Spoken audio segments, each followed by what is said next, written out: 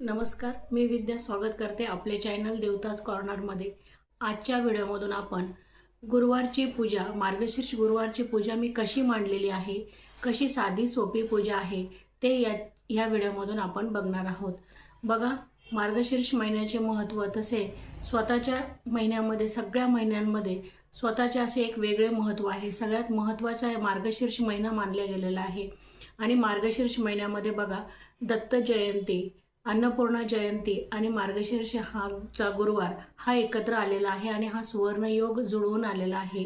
अशा वेळेस आपण आपापल्या परीने सर्व भक्तांनी बघा गुरुचरित्र पारायण केलेले आहे आणि त्याची सांगता आज गुरुवारी केलेली आहे।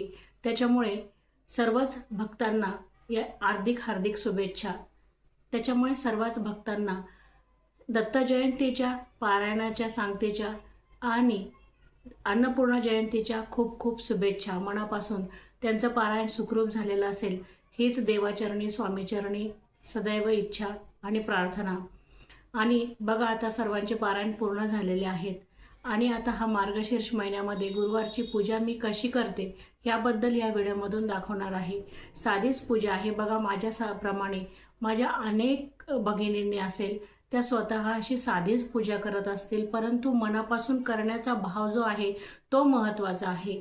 पूजा ही सर्वसाधारण असली तरी चालेल, परंतु भक्तीने केली पाहिजे। बघा, अशी साधी सोपी मी पूजा गुरुवारची, मार्गशीर्ष गुरुवारची केलेली आहे आणि तुम्हाला कशी वाटली ते कमेंटमध्ये तुम्ही जरूर सांगा। तर चला आपण बघूयात की मी गुरुवारची कशी पूजा मांडलेली आहे।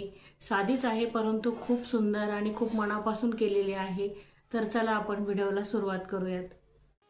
बघा, आता गुरुवारी आपण उंबरठा पूजन करत असतो, त्यासाठी मी हळद, त्याच्यामध्ये अष्टगंध, गोमूत्र आणि गुलाबजल, कापूर हे सर्व साहित्य मी मिक्स करून घेतलेलं आहे। कारण आपल्याला उंबरठा पूजन करायचं असतं आणि उंबरठा पूजन केल्याशिवाय आपल्याला दुसरी पूजा ही करावीशी वाटत नाही। कारण उंबरठा पूजन केलं की आपल्याला स्वतःला असं प्रसन्न असं वाटत असतं, म्हणून त्या अगोदर मी उंबरठा पूजनाची तयारी केली आहे आणि आता उंबरठा पूजन करून घेणार आहे। बघा, आदल्या दिवशीच उंबरठा वगैरे पुसून ठेवलेला होता, गुरुवारी आपण फरशी पुसत नाही म्हणून। आता उंबरठ्यावरती मी हळदीचं लेपन टाकून घेतलं आणि लावून घेतलं, कारण की आपली दुसरी कामे आवरेपर्यंत ते लेपन वाळतं आणि त्यावरती आपल्याला मग रांगोळी काढता येते। म्हणून मी सकाळीच बघा, सूर्याची किरणं दरवाजावरती पडलेली आहेत आणि सुंदर असे दिसत आहेत। त्या उन्हामध्येच मी सकाळी सकाळी उंबरठ्याला लेपन करून घेतलेलं आहे आणि त्याच्यामुळे किरणांमुळे ते आपल्या लेपन वाळायलाही आपल्याला मदत होणार आहे। बघा किती सुंदर आता लेपन आपलं दिसत आहे आणि आपल्याला बघा त्याचा सुगंध जो असतो त्यानेच मन आपलं प्रसन्न होतं।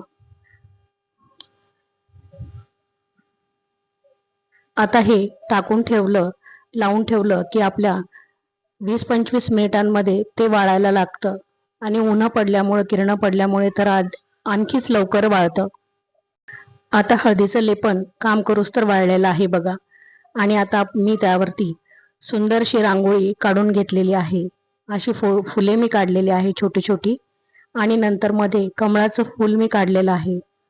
आपला उंबरठा एकदम सुंदर असा दिसत आहे, त्यासमोरही मी सुंदरशी रांगोळी काढून घेतलेली आहे आणि उंबरठा पूजनाच्या नंतर खालीही रांगोळी काढलेली आहे आणि उंबरठा पूजन करून घेतलेले आहे। दिवा लावलेला आहे, दीप लावलेला आहे। बघा कसं सर्व तयारी झाल्यानंतर, केल्यानंतर कसं प्रसन्न असं दिसतं आपल्याला। तर आपण पूर्ण झाल्यानंतर बघूया। बघा, उंबरठा पूजनाला अतिशय महत्त्वाचे स्थान आहे। उंबरठा पूजन केले की सकारात्मक ऊर्जा आपल्या घरामध्ये निर्माण होते आणि त्या सकारात्मक लहरी ज्या असतात त्या मनाला आनंदी करत असतात आणि घर कसं प्रसन्न वाटतं। बघा, आपला प्रवेशद्वारच जर प्रसन्न असेल तर घरही आपल्याला प्रसन्नच असं दिसतं। तुम्हाला मी दाखवते की घरही माझं इतकं प्रसन्न वाटत होतं, मनालाच इतकं प्रसन्न वाटतं मैत्रिणींनो। आपण जेव्हा उंबरठा पूजन करतो ना, घरामध्ये एकदम आनंद वाटतो, मन प्रसन्न होतं आणि सकारात्मक लहरी ज्या असतात त्या निर्माण होत असतात। आता समोर माझी थोडीशी जागा आहे उंबरठ्याच्या, त्यानंतर मी तेथे रांगोळी काढून घेतलेली आहे, साच्यानेच काढलेली आहे आणि खाली मी नंतर हाताने मी रांगोळी काढलेली आहे।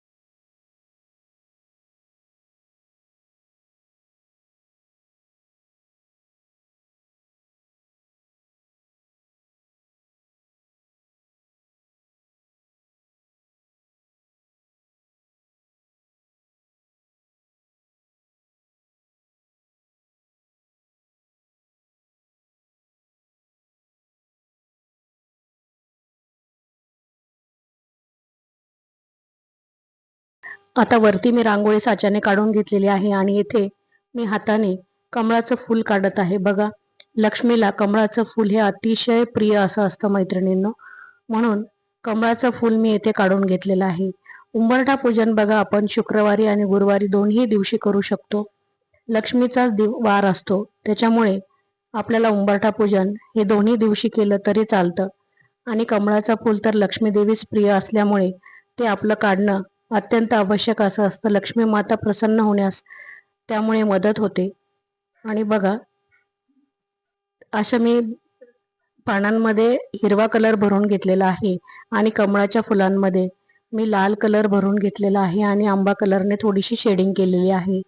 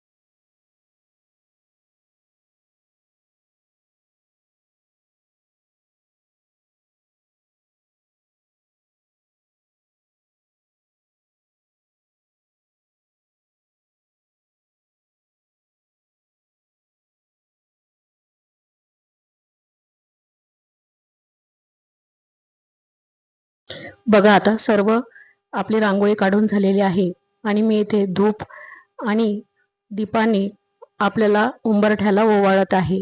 बघा किती सुंदर आणि प्रसन्न वाटतंय मैत्रिणींनो. दीपही मी इथे लावून घेतलेला आहे, एक पणती लावलेली आहे आणि बघा किती सुंदर आपली रांगोळी दिसत आहे. आणि घरही बघा तुम्ही किती प्रसन्न असं वाटत आहे. बघा, आपला जो दरवाजाच आहे तो किती प्रसन्न वाटतोय आणि त्यामुळेच घरातील वातावरण सुद्धा आपलं बघा किती सुंदर आणि प्रसन्न वाटत आहे मैत्रिणींनो. एकदम म्हणजे आपल्या घरामध्ये असं वाटतं की लक्ष्मीच अवतरली आहे, इतकं सुंदर आणि प्रसन्न असं वाटतं.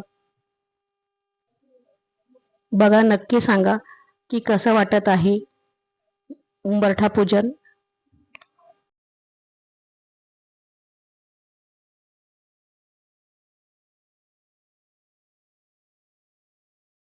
आता मी इथे लक्ष्मीपूजनाची तयारी सर्व करून घेतलेली आहे आणि देवपूजा बघा माझी अगोदर झालेली आहे. देवपूजा मी करून घेतलेली आहे आणि आता लक्ष्मी मातेची पूजा मी मांडणार आहे.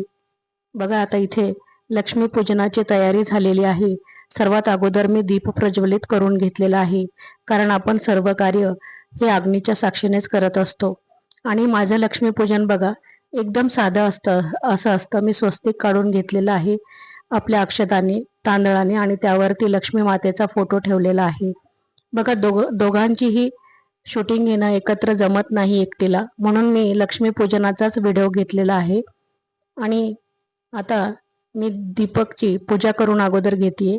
कलशामध्ये अक्षदा, हळद, कुंकू, सुपारी आणि नाणं टाकून घेतलेलं आहे आणि कळस मांडून घेतलेला आहे मी. आणि माझी पूजा बघा, मी कलशाला वगैरे देवीचं रूप देत नाही, साडी वगैरे नेसवत नाही, साधा कलशच मांडते मैत्रिणींनो आणि लक्ष्मी मातेचा फोटो ठेवते. साधी पूजा माझ्या मैत्रिणी माता भगिनी अशीच खूप जणी अशा साध्या पूजा करत असतील. बघा, अगोदर अशीच परंपरा होती. साधी पूजा आपण मांडतो तीही तितकीच सुंदर आणि प्रसन्न दिसते. बघा, भाव महत्वाचा आहे, त्यामागची जी हेतू आहे तो प्रसन्न आणि आनंदी जो आहे तो ठेवण्याचा आहे, तो हेतू महत्वाचा असतो. या बाजूने मी पुस्तक ठेवून घेतलेलं आहे, 2 हत्ती ठेवून घेतलेले आहे आणि दोन्हीकडे 2 सफरचंद मी ठेवून घेतलेले आहे बघा. आणि सर्वांना आता मी हळदी कुंकू अर्पण करत आहे. आता फुलं आपण अर्पण करू आणि नंतर सांगा मैत्रिणींनो की माझी पूजा साधीच आहे. मी साडी वगैरे बघा, श्रीफळ असल्यामुळे मी साडी वगैरे काही घालत नाही श्रीफळाला. अगोदरपासून मी साधीच पूजा करते आणि साधी पूजा ही तितकीच प्रसन्न वाटते. तुम्हाला कशी वाटली ते अवश्य कमेंटमध्ये तुम्ही सांगा. आणि तुम्ही कशी अशीच पूजा करत आलेला आहात ना, तेही सांगा की अगोदरपासून तुम्ही साडी नेसवता की कलश मांडता, हेही मला कमेंटमध्ये नक्की सांगा. बघा मी हार फुलं अर्पण करून घेतलेली आहे.